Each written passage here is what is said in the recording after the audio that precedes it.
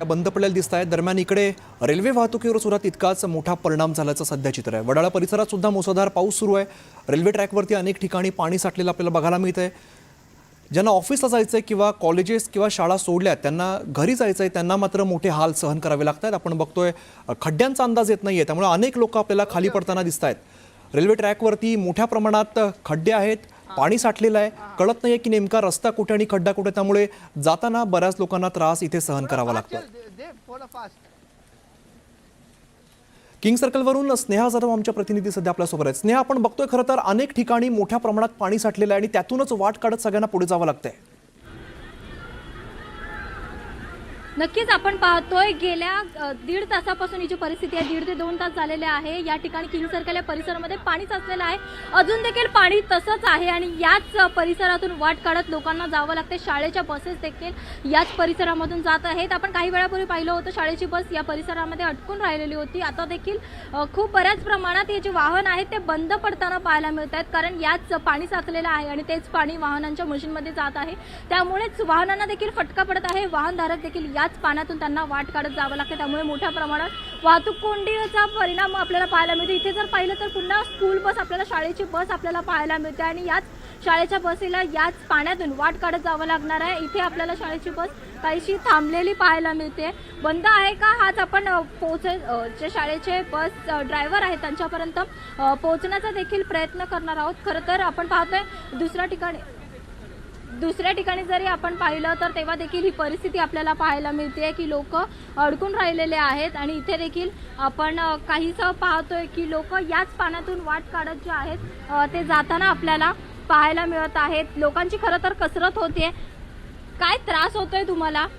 एकंदरीत आपण पाहिलं तर लोकांची खरंच त्यांना खूप जास्त त्रास सहन करावा लागतोय। त्यांचं हेच म्हणणं आहे की आम्हाला आमच्या निश्चित अशा ठिकाणी पोचायला हवंय। एकंदरीतच काही तासांपासूनच ही जी परिस्थिती आहे ती बदललेली नाही आहे। ढोपऱ्याच्या वरतीपर्यंत पाणी हे साचलेलं आहे आणि याच पाण्यातून आपण आत्ता देखील पाहतोय, दृश्यांच्या माध्यमातून पाहतोय, हे बाईकस्वार असतील किंवा स्कूटीधारक असतील, हे याच पाण्यातून वाट काढत जे आहे ते पुढपर्यंत जाताना आपल्याला पाहायला मिळते। निश्चित अशा ठिकाणी जात आहेत आणि आपण जर पाहिलं तर काही वेळापूर्वीच पाहिलेलं होतं, आता देखील पाहतोय पोलीस प्रशासन देखील या ठिकाणी सज्ज आहे। कोणताही अनुचित प्रकार घडू नये, गैरप्रकार घडू नये या अनुषंगाने जर पाहिलं तर आपण पोलीस प्रशासन देखील सज्ज असल्याचं पाहायला मिळते। हवामान खात्याकडून देखील सांगण्यात आलेलं होतं की पुढील काही तास महत्त्वाचे असणार आहेत। या तासामध्ये जोरदार पाऊस पडेल, त्यामुळे मुंबईसह उपनगरात देखील जोरदार पाऊस पडणार आहे। त्यामुळे लोकांनी निश्चितच काळजी घ्यायला पाहिजे असं एकंदरीत पाहायला मिळते। आता जर आपण पाहिलं तर हे जे दृश्य पाहतोय आपण, वाहतूक कोंडी मोठ्या प्रमाणावर पाहायला मिळते इथे।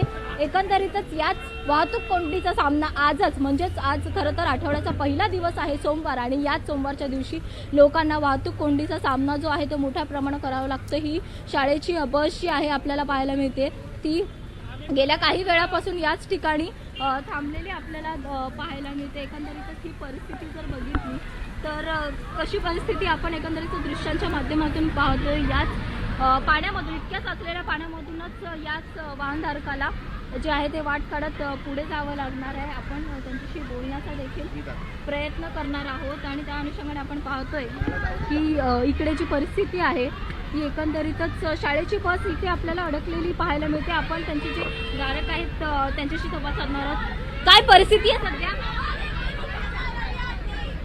वाहनधारकांचं हेच आहे की त्यांना याच परिस्थितीतून पुढे जायचं आहे। खरं तर शाळेची शाळकरी मुलं देखील या बसमध्ये आहेत आणि गेल्या काही वेळापासून आपण पाहतोय वाहतूक कोंडीचा मोठा सामना या ठिकाणी करावा लागतोय। लोक देखील याच पाण्यातून वाट काढत आपल्याला जाताना पाहायला मिळत आहेत। एकंदरीतच त्यांची परिस्थिती जर आपण पाहिली तर खरंच बिकट परिस्थिती आहे आणि दरवर्षी ज्याप्रमाणे सांगितलं जातं महानगरपालिकेकडून की यावर्षी मुंबईची तुंबई होणार नाही, परंतु तीच परिस्थिती यावर्षी देखील आपल्याला पाहायला मिळत आहे आणि यावर्षी देखील सेम परिस्थिती आहे।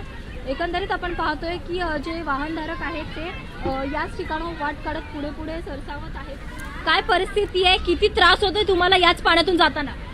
1 घंटे से हम लोग फंसे हैं इधर पानी में। बहुत बारिश हुई है रात में। क्या बोले हो? कुठे जायचं तुम्हाला? वडाला।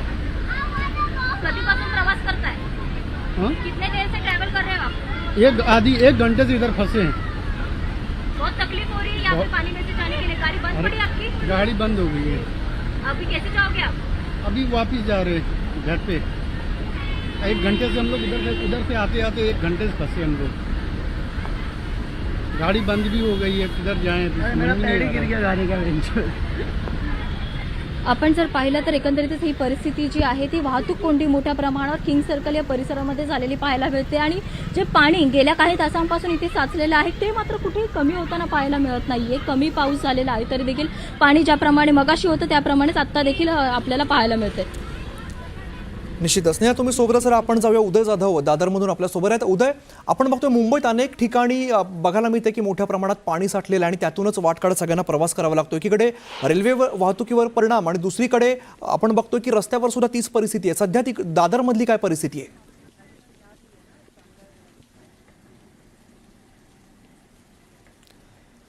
उदय, सध्या दादरमधली काय परिस्थिती बघायला मिळते? आपण बघतोय मुंबईत अनेक ठिकाणी पाणी साठल्याचं बघायला मिळतंय, रेल्वेवरती सुद्धा परिणाम झालाय आणि रस्त्यावर सुद्धा परिणाम झालेला आहे।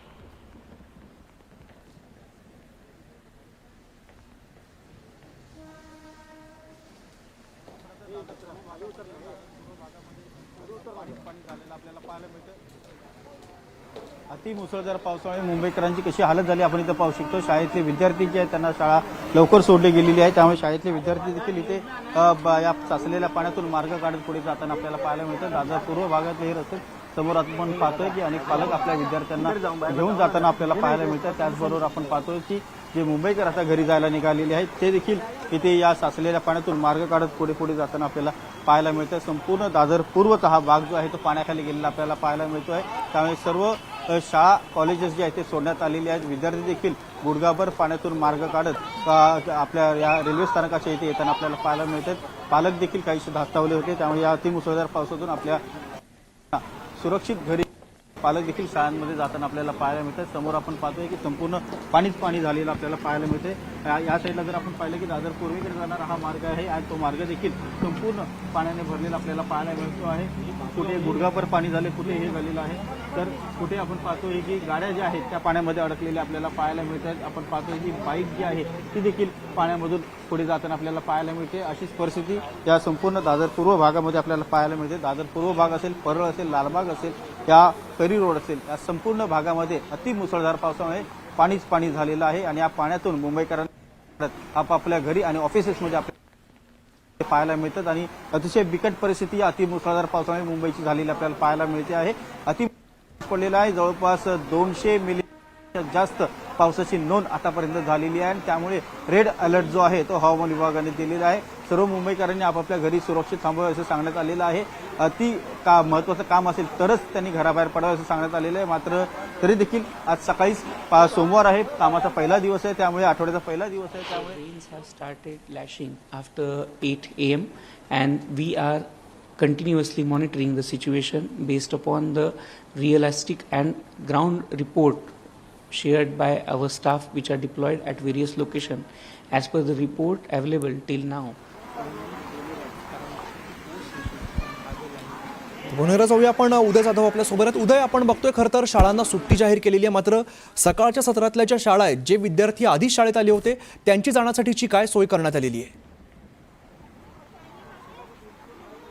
अगदी बघतोय आपण समोर पाहतोय की अनेक महाविद्यालय जे आहेत ते देखील सोडण्यात आलेले आहेत। अति मुसळधार पावसामुळे शाळा देखील सोडण्यात आलेले आहेत, त्यामुळे विद्यार्थी जे आहेत ते शाळा कॉलेजमधून आता रेल्वे स्थानकाच्या दिशेने येत असताना आपल्याला पाहायला मिळते। मात्र रस्त्यामध्ये जवळपास गुडघाभर पाणी जे आहे ते साचलेलं आपल्याला पाहायला मिळते। अनेक मुंबईकर जे आहेत साचलेल्या पाण्यातून पुढे जाताना आपल्याला पाहायला मिळते। आपण समोर पाहतोय अनेक मुंबईकर नागरिक जे आहेत डोक्यावरती बॅगा घेऊन जे बाहेरगावी निघालेली आहे। दादर हे टर्मिनस आहे, त्यामुळे इथून मेन लाईनच्या रेल्वे ज्या आहेत त्या आहेत, त्यामुळे काही जे बाहेरगावी जाणारे म्हणजे महाराष्ट्राबाहेर जाणारे जे प्रवासी आहेत ते इथे अडकलेले आपल्याला पाहायला मिळतात। डोक्यावरती अक्षरशः आपले सर्व सामान जे आहे ते डोक्यावरती घेऊन हे सर्वजण दादर रेल्वे स्थानकात येत असल्याचं आपल्याला पाहायला मिळतं। सर्वत्र अशीच परिस्थिती आहे, कंबरभर काही ठिकाणी पाणी तुंबलेलं आहे आणि अशा या पावसाच्या पाण्यातून प्रवाशांना मार्ग काढत पुढे जावं लागत आहे। आणि आपण पाहतो आहोत की कमरभर काही ठिकाणी पाणी तुंबलेलं आहे. त्या पाण्यामध्ये कार जे आहे ते बंद पडताना आपल्याला पाहायला मिळतं, कारण कारच्या इंजिनमध्ये पाणी जाते आणि त्यामुळे कार जी आहे त्या जागीच ठप्प पडलेला आपल्याला पाहायला मिळतं. अशीच परिस्थिती संपूर्ण मुंबईमध्ये आहे. त्यानंतर पूर्व भागातली परिस्थिती आपण पाहतोय. अनेक ठिकाणी मुंबई महानगरपालिकेचे कर्मचारी देखील इथे दक्षता देताना आपल्याला पाहायला मिळतं. आपण समोर पाहतोय मुंबई महापालिकेच्या सफाई कर्मचारी आहेत, महिला आहेत, त्या स्वतः इथे उपस्थित आहेत आणि जिथे कचरा अडकलेला तो कचरा ते स्वतः या भर पावसात देखील साफ करताना आपल्याला पाहायला मिळते.